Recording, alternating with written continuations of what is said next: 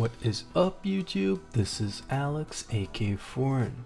Today we're gonna finally talk about which RX 480 to buy. Now, this video took me quite a long time to make because there wasn't enough aftermarket cards available, and even if they were released, it was very difficult to find them. Now, when the market has more or less stabilized, we can talk a little bit about these cards. Now, the problem with the RX 480 is that even though it has released and the prices here are somewhat stable, due to the increased Ethereum mining in the past few months with the release of the AMD's Polaris architecture, the prices are higher than they should be. Now, these prices, I tried to find the closest to the MSRP as possible, but again, there's no warranty that these are the correct ones, but plus minus $10 is what you're looking at. We will be looking at a total of 13 cards today from Asus, Gigabyte, HIS, MSI, Paracolor, Sapphire, and XFX. Now, what I decided to do was exclude all the non-overclocked cards and not include prices for the 4GB models because they were basically impossible to find. Same goes for the boost clocks. So these are the max advertised boost clocks. So for MSI and Asus, these are the OC clocks, the highest ones that you can get with the card. Here is the spreadsheet for the 480s. Now, boost clocks are very important for AMD cards because these boost clocks basically guarantee that the card will run stable at these clocks. Since AMD's cards are pretty bad overclockers in general compared to NVIDIA, we should definitely keep an eye out for higher boost clocks. I've also included RGB availability. LED means that there's an LED. RGB means that it's 16.2 million colors or whatever that number is, and no RGB or LED means is there's no lighting on the card. Now, VRAM is another important thing for the 480 cards. Some cards come only in 4GB variants, others come in only 8GB variants, but most of them are in 4 and 8GB variants. The price difference between the RX 480 8GB and the 4GB, as far as I've noticed, is $50. So that means that if the Asus RX 480 Dual is $250 for the 8GB model, then the 4G model will be $200. So minus $50 from all these prices will be somewhere close to the MSRP of the 4GB model of this specific cooler that you're looking at. Power pin design is very important for AMD cards, the RX 480 specifically, because as experience has shown, the 6-pin is not as efficient as AMD advertised, and having that 8-pin there actually increases the chances of a higher overclock on your card. The backplate may be an important factor when choosing a card. The number of fans is pretty lackluster this time, so only 2 cards with 3 fans, Asus and the Red Devil one.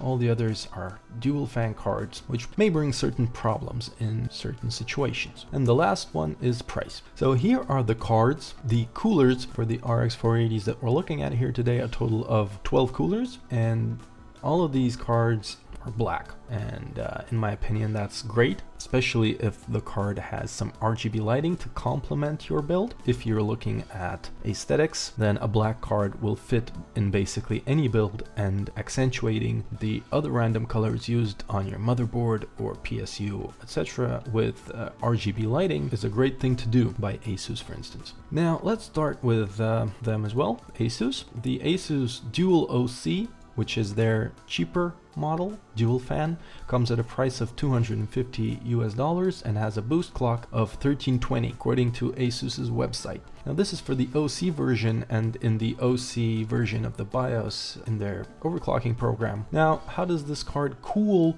Most probably okay. You probably won't be able to see temperatures under the 70s, but I'm guessing around 73 to 77 degrees is where this card will stay at max load. Now, the ROG Strix OC card from Asus is their top tier design for both the NVIDIA and the AMD cards.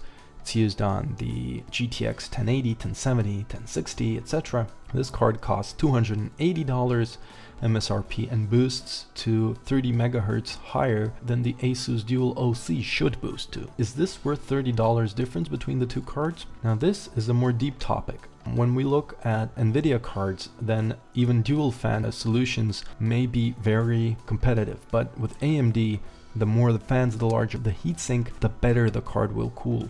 So if you can find this card for maybe 260, 270, I'd say that the Asus ROG Strix would be a wonderful choice, because this is a renowned cooler, the DirectCU 3 if I'm not mistaken, and it is phenomenal in terms of cooling.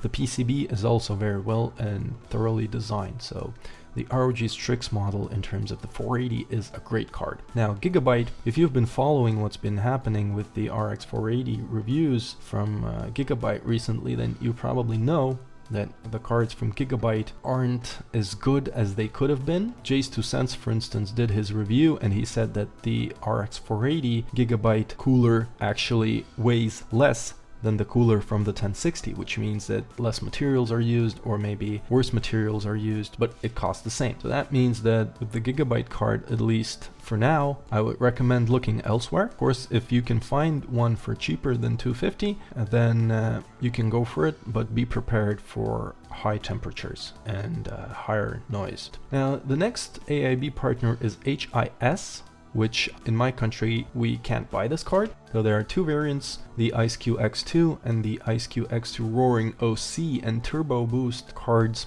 Now the reviews for this Roaring card were actually very good. It has the highest boost clock of all the RX 480s, 1338, and this actually outperformed the 390X at 1410 megahertz. I will link the review in the video description. So if you can find this card for cheaper than 290, for instance 270, or maybe even 280 if you're in that price range, then this would be a solid recommendation to buy. I wasn't able to find the price for this model. It's a lower boost and it's a different cooler.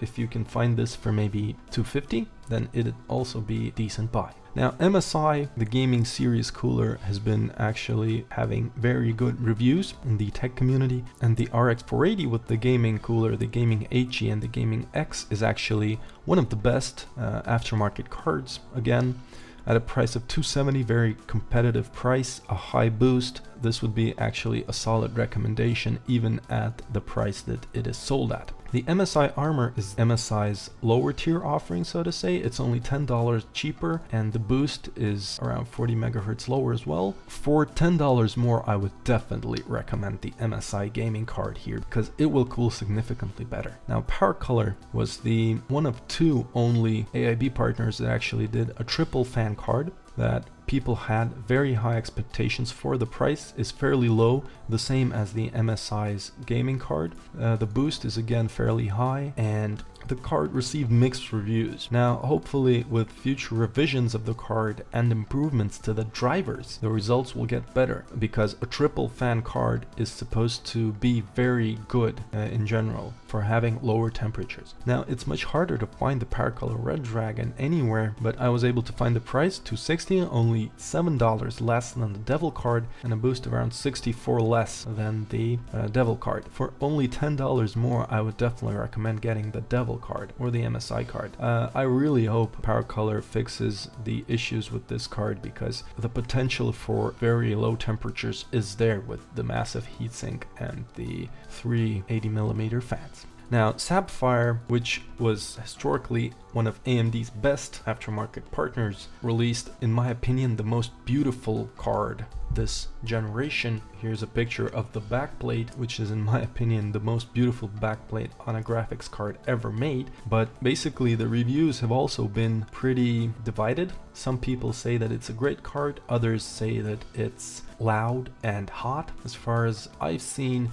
the temperatures stay in the mid-70s for this card at a fan speed of around 40-50%. Now the price, I'm not sure if this price is relevant now, but this is what I found on Newegg. $280 is extremely high for an RX 480, and the boost clock has been lowered with the second revision of the card, which is unfortunate, but that's how it is. Now, hopefully Sapphire will release more revisions of the card where the performance of it will improve. Otherwise, if you can find it for maybe 260, 250, then it'll be a great buy. Now, XFX, again, if you've been following what's been going on in the tech community recently, then the XFX GTR card received praising review from Jay's 2 cents, he managed to get this card to extremely high clocks. It's 280 with a boost of 1338. Again, one of the highest boost clocks for the RX 480 this generation. And the card, according to Jay, stayed very cool and silent and was a great overclocker. So again, 280 maybe a little too much, 270. If you can find it for that much, then I'd recommend this. But the RS version is a slightly less powerful cooler on the card. Lower boost, again 270 in my opinion, kind of high for this. Maybe 250. If you can find it for 250, then you're good. So that'd be all. In the end, what I would recommend. Most definitely the MSI card, even at the price mentioned here, 270, it's a great card. The Strix card from Asus, a great card, a great cooler, but the 280 price tag is a bit too high. 270 would be perfect for it to compete with the RX 480 from MSI. Now the Red Devil, the triple fan card, really hoping that drivers will improve the performance and future reviews will show better performance from this cooler. 270 is actually more of a recommendation, but if you can find other cards like the MSI or the Asus lower, then most probably you should go for them. Now the HIS card that I mentioned, for 290 that is quite a lot, but according to many reviews this card is the best RX 480 currently out right now, together with the XFX RX 480 GTR. Both are priced pretty high. The GTR for 280 is pretty expensive, get it at 270, and the HIS Roaring card maybe 280 to 270. Now there's another version of this HIS card, by the way. It's called Roaring OC, which is probably 280, but it has a lower boost. Most probably it will overclock close to the same of this card, but out of the box the IceQ X2 Roaring Turbo is faster. For today, this will be all. I hope you managed to learn something new from this video, and hopefully it helped you choose the right card for you. If you have any questions or comments, please leave them in the comments section below. I will gladly help you choose a card if you still have any questions. If you liked this video, please like it. If you disliked it, you can press that dislike button. If you would like to see more content from me, then you may consider subscribing. I thank you for your attention and hope to see you later.